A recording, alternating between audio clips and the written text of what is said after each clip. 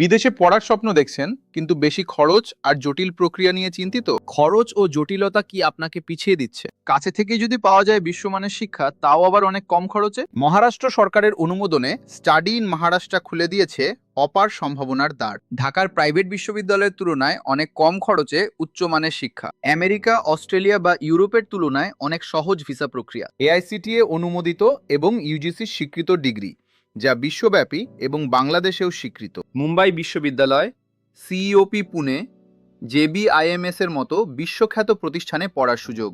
ঢাকা থেকে মাত্র 3.5 ঘন্টার সরাসরি ফ্লাইট।